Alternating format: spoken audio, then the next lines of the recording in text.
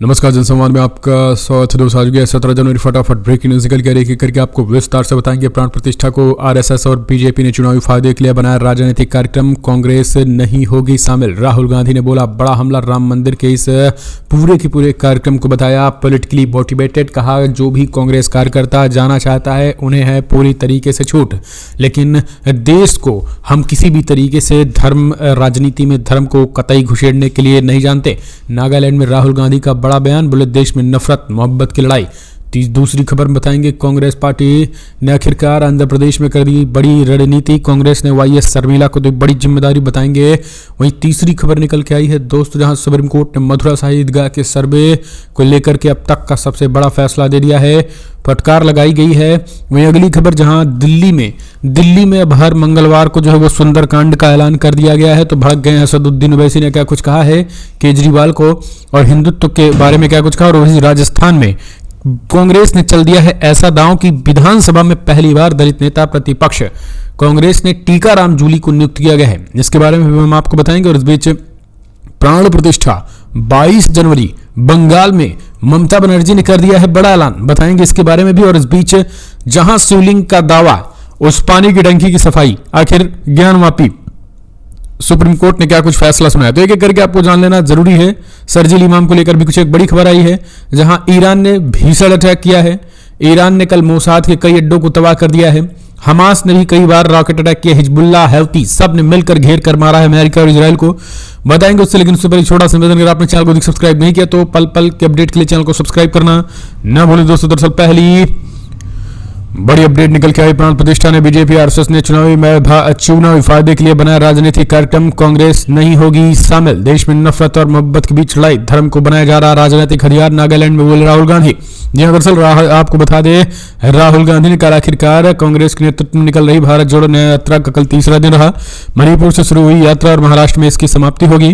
वहीं आपको बता दें यात्रा का तीसरा दिन रहा और महाराष्ट्र में रवाना हुई यह यात्रा मंगलवार को नागालैंड पहुंच गई। भारत जोड़ो यात्रा के नागालैंड की राजधानी कोहिमा में पहुंचे राहुल गांधी का स्थानीय लोगों ने गर्मजोशी के साथ स्वागत किया। राहुल गांधी ने कोहिमा में वहां के स्थानीय लोगों से मुलाकात की। राहुल गांधी ने नागालैंड के कोहिमा में मीडिया से बातचीत भी की। राहुल गांधी ने कहा है कि पिछले साल हमने देश को लगभग अलग अलग संस्कृतियों, अलग अलग धर्मों, अलग अलग भाषाओं को एक साथ लाने के लिए कन्याकुमारी से कश्मीर तक भारत जोड़ो यात्रा की थी। और देश को जो है फिलहाल देश में नफरत और मोहब्बत के बीच की लड़ाई है, धर्म को राजनीति का हथियार बनाया जा रहा है, ऐसा हम होने नहीं देंगे। प्राण प्रतिष्ठा को लेकर भी राहुल गांधी ने बड़ा बयान दिया। उन्होंने स्पष्ट कहा है कि ये सब बीजेपी और आरएसएस चुनावी फायदे के लिए कर रही है, चुनावी फायदे के लिए इसे एक तरीके से राजनीतिक कार्यक्रम बनाया जा रहा है। कांग्रेस इस पूरे के पूरे मामले में शामिल नहीं होगी, जिस भी कार्यकर्ता को शामिल हो वो शामिल हो सकता है। एक और अपडेट निकल के आई, कांग्रेस ने आंध्र प्रदेश में वाईएस शर्मिला को दी जिम्मेदारी, प्रदेश अध्यक्ष किया नियुक्त। कांग्रेस पार्टी ने आंध्र प्रदेश में बड़ा बदलाव कर दिया है। पार्टी ने वाईएस शर्मिला को प्रदेश अध्यक्ष नियुक्त कर दिया है। आपको बता दें जो सीएम जगनमोहन रेड्डी की बहन है। आपको बता दें 4 जनवरी को वाईएस शर्मिला तेलंगाना पार्टी के अध्यक्ष और आंध्र प्रदेश के मुख्यमंत्री वाईएस जगनमोहन रेड्डी की बहन कांग्रेस में शामिल हो गई थी। दिल्ली में कांग्रेस की राष्ट्रीय अध्यक्ष मल्लिकार्जुन खड़गे और सांसद राहुल गांधी की मौजूदगी में उन्हें कांग्रेस का दामन थामा था। अब इस बीच आपको बता दें उन्हें जो है वो फिलहाल तेलंगाना पार्टी के अध्यक्ष थी, लेकिन अब उन्हें आंध्र प्रदेश में बड़ा बदलाव करते हुए शर्मिला को प्रदेश अध्यक्ष जो है वो फिलहाल के लिए उन्हें बना दिया गया है। आंध्र प्रदेश कांग्रेस कमेटी का अध्यक्ष बना दिया गया है। अगली एक और अपडेट, किसान विरोधी मोदी सरकार, न एमएसपी बढ़ी न माफ हुआ कर्जा, अन्नदाता पर बढ़ रही है दोबारा मार। कांग्रेस ने फिलहाल हरियाणा में बोला बड़ा हमला। कांग्रेस पार्टी ने किसानों के मुद्दे पर केंद्र की मोदी सरकार को एक बार फिर से घेरा। दिल्ली के मुख्यालय प्रेस को बात करते हुए दीपेंद्र हुड्डा ने केंद्र सरकार पर निशाना साधते हुए कई सवाल पूछे। उन्होंने कहा है कि देश में जितना कृषि बजट दिखाया जा रहा है वो छल है, क्योंकि खर्च नहीं किया जा रहा है। वहीं दूसरी तरफ देश के ओवरऑल बजट के मुकाबले कृषि बजट में हर साल गिरावट हो रही है। आंकड़ों की बात करें तो साल 2013 से 14 के मुकाबले किसानों पर 2018-2019 में 60% ज्यादा कर्ज था। और इसके अलावा एमएसपी की मांग को पूरा किया जा सकता था, जिसे लेकर किसानों ने आंदोलन भी किया था। और उन्होंने कहा है कि देश के 80% किसानों को गेहूं और 76% किसानों को धान पर एमएसपी नहीं मिलती है। कांग्रेस को की यूपीए सरकार में गेहूं की एमएसपी 119% बढ़ाई गई है। अगली एक और अपडेट निकल के आई। सुप्रीम कोर्ट ने मथुरा शाही ईदगाह के सर्वे पर लगाई रोक। हाई कोर्ट ने मस्जिद पक्ष की याचिका सुनने को कहा। जहां दरअसल उत्तर प्रदेश के मथुरा में शाही ईदगाह में सर्वे के आदेश पर सुप्रीम कोर्ट ने रोक लगा दी है। सुप्रीम कोर्ट ने मामले की सुनवाई के दौरान कहा है कि हाई कोर्ट याचिकाओं की सुनवाई योग्य हालात होने के खिलाफ मस्जिद पक्ष की याचिका को सुने। इससे पहले सर्वे में जुड़ा आदेश इलाहाबाद हाईकोर्ट ने दिया था, जबकि शाही ईदगाह कमेटी ने मथुरा की जिला अदालत से सभी मामले हाईकोर्ट ट्रांसफर किए जाने का विरोध किया है। 23 जनवरी 2024 को भी इस मामले में अगली सुनवाई होगी। आपको बता दें, मथुरा के श्री कृष्ण जन्मभूमि मंदिर केस में इलाहाबाद हाईकोर्ट ने 14 जनवरी 2023 को फैसला सुनाया था। तब हाईकोर्ट ने मथुरा स्थित श्री कृष्ण जन्मभूमि मंदिर और शाही ईदगाह मस्जिद विवाद पर शाही ईदगाह मस्जिद के विवादित स्थल पर सर्वे को मंजूरी दे दी थी। एक और अपडेट, आम आदमी पार्टी की सुंदरकांड पाठ के ऐलान पर भड़के ओवैसी पूछा विकास की राजनीति में ये कहां आया। दरअसल दिल्ली में अरविंद केजरीवाल सरकार ने सुंदरकांड पाठ का ऐलान करने का ऐलान कर दिया है। अब इस पूरे मामले में अरविंद केजरीवाल भड़क गए हैं। अरविंद केजरीवाल के इस कार्यक्रम से असदुद्दीन ओवैसी भाग गए हैं। उन्होंने एक तरीके से अरविंद केजरीवाल पर निशाना साधते हुए इसे पूरी तरीके से हिंदुत्व से जोड़ दिया है और उन्होंने कहा है कि हम तो पहले ही समझ रहे थे कि छोटा रिचार्ज है। ओवैसी ने आम आदमी पार्टी की हर विधानसभा में कहा है कि मंगलवार को जो है वो हर महीने के मंगलवार पहली मंगलवार को जो है वो सुंदरकांड होगा। इसी को लेकर के उन्होंने जो है वो एक तरीके से छोटा रिचार्ज बताया है और उन्होंने कहा है कि हम इस चीज़ का विरोध करते हैं। इन्होंने बिल्किस बानो के मसले पर एक बार भी नहीं बोली थी, चुप्पी साध रखी थी और ये उन्होंने कहा कि हम सिर्फ शिक्षा और सेहत जैसे मसलों पर बातचीत करते हैं। क्या सुंदरकांड का पाठ ये शिक्षा है या सेहत है? तो इस तरीके से उन्होंने बड़ा हमला बोला है।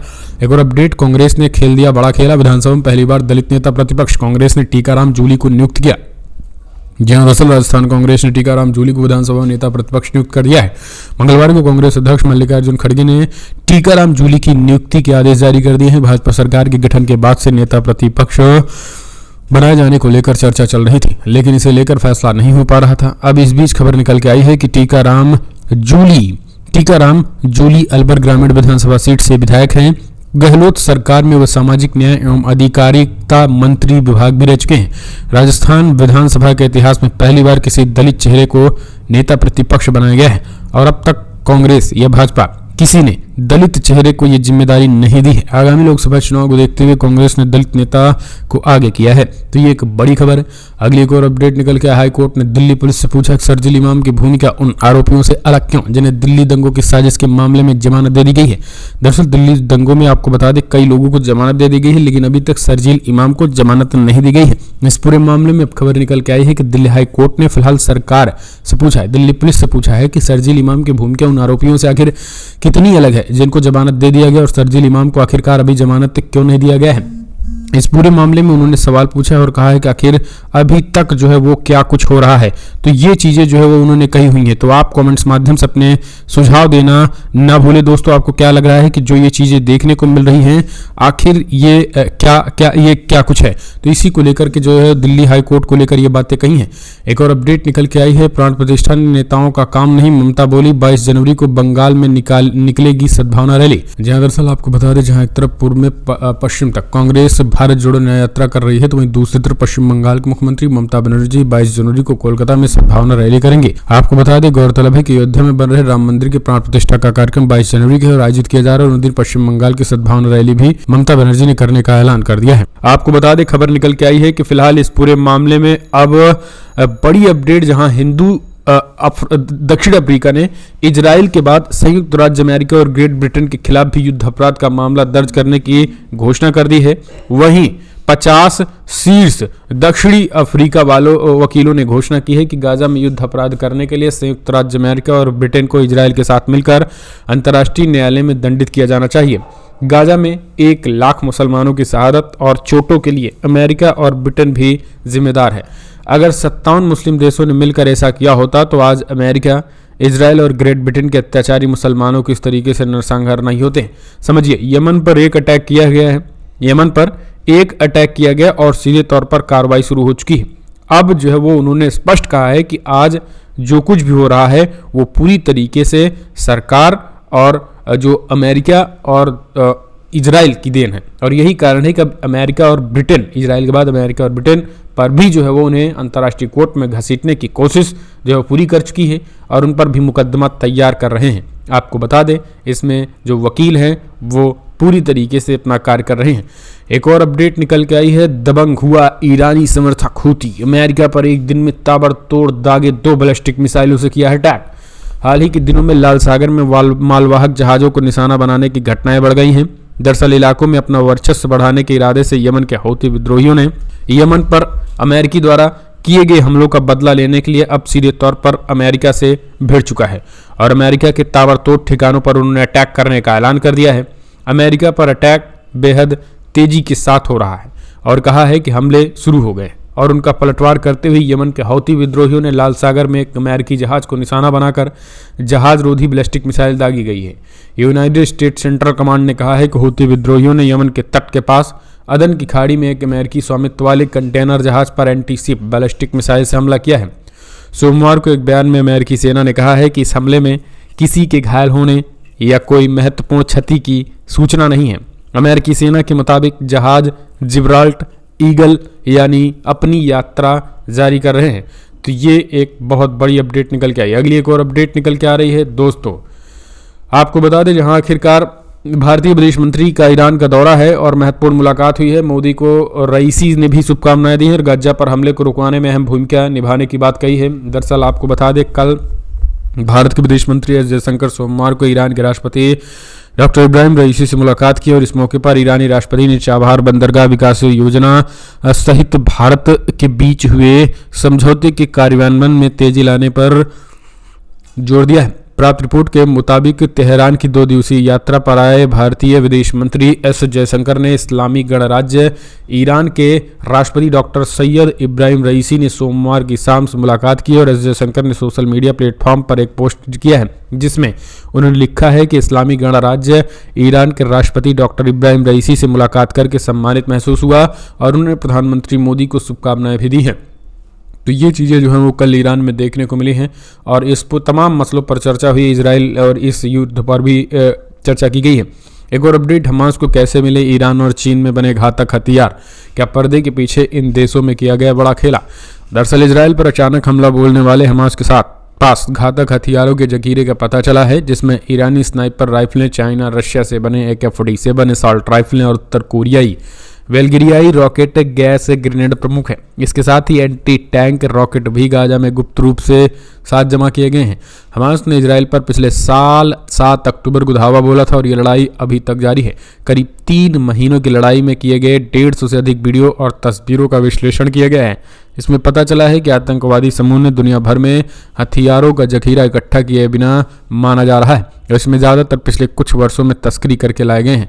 ये हथियार गाजा में हफ्तों चले भीषण युद्ध के दौरान घातक साबित हुए हैं, जहां हमास के लड़ाके आमतौर पर केवल उन्हीं चीज़ों से लैस होते हैं जो केवल जा सकते हैं। हथियारों और टेक्नोलॉजी में आगे इजरायली सैनिकों के खिलाफ हिट एंड रणनीति अपनाते रहे हैं। एक और अपडेट निकल के आई है दोस्तों, मालदीव की संप्रभुता का पूरा समर्थन करता है चाइना, राष्ट्रपति मोइज्जू ने ड्रैगन के फिर से पढ़े कसीदे। मालदीव के राष्ट्रपति मोहम्मद मोइज्जू ने चाइना के साथ अपने देश के रणनीतिक संबंधों को एक बार फिर से तारीफ की है। उन्होंने कहा है कि दोनों देश एक दूसरे का सम्मान करते हैं और बीजिंग हिंद महासागर में स्थित अपने द्वीपीय देश की संप्रभुता का पूरा समर्थन करता है। पिछले साल नवंबर में राष्ट्रपति का पदभार संभालने के बाद मालदीव के भारत के साथ द्विपक्षीय संबंधों में आई असहजता के बीच मोइज्जू ने यह टिप्पणी की है। राष्ट्रपति शी जिनपिंग के आमंत्रण पर चाइना की राजकीय यात्रा के बाद शनिवार को मोइज्जू मालदीव लौटे। उन्होंने कहा है कि चाइना ने 1972 में राजनयिक संबंध स्थापित करने के बाद से मालदीव के विकास में सहायता प्रदान की है। तो सीधे तौर पर ये चीज़ें हैं। अगली एक और अपडेट निकल के आई है, मथुरा में शाही ईदगाह के सर्वे पर सुप्रीम कोर्ट ने लगाई रोक, हाई कोर्ट का फैसला किया खारिज। ये भी एक बड़ी अपडेट निकल के आई है दोस्तों, जहां मथुरा की शाही ईदगाह मस्जिद के सर्वे पर सुप्रीम कोर्ट ने रोक लगा दी। शीर्ष अदालत ने उच्च न्यायालय के फैसले पर रोक लगाई है जिसने एडवोकेट कमिश्नर को सर्वे का आदेश दिया था और ये ईदगाह मस्जिद मथुरा में श्री कृष्ण जन्मभूमि से एकदम सटी हुई है। इसे लेकर दावा किया जाता है कि ये श्री कृष्ण जन्मभूमि के प्राचीन मंदिर के ऊपर बनी है जिसे तोड़ दिया गया था और इसी के चलते हिंदू पक्ष ने अर्जी दाखिल की है और मस्जिद के सर्वे की मांग की है।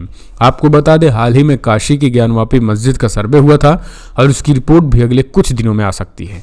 अगली एक और अपडेट निकल के आई है, खालिस्तानियों की हिमाकत 26 जनवरी को पंजाब के सीएम भगवंत मान की हत्या की दी धमकी। जहां खालिस्तानी पंजाब के मुख्यमंत्री भगवंत मान के खिलाफ साजिश करते नजर आए हैं। खबर है कि आतंकवादी गुरुवंत पंत सिंह पन्नू ने कथित तौर पर मान समेत पंजाब पुलिस के शीर्ष अधिकारियों की हत्या की धमकी दे रही है। इससे पहले पन्नू 22 जनवरी को उत्तर प्रदेश के अयोध्या में होने जा रहे रामलला के प्राण प्रतिष्ठा समारोह को भी निशाना बनाने की धमकी जारी कर चुके हैं। मीडिया रिपोर्ट के अनुसार पन्नू ने सीएम मान के अलावा पुलिस महानिदेशक गौरव यादव को भी मारने की धमकी दी। उसने मान पर हमले के लिए गैंगस्टर से एकजुट होने की अपील की और कहा है कि पंजाब में बदमाशों पर कड़ी कार्रवाई के चलते कथित तौर पर धमकी दी जा रही है।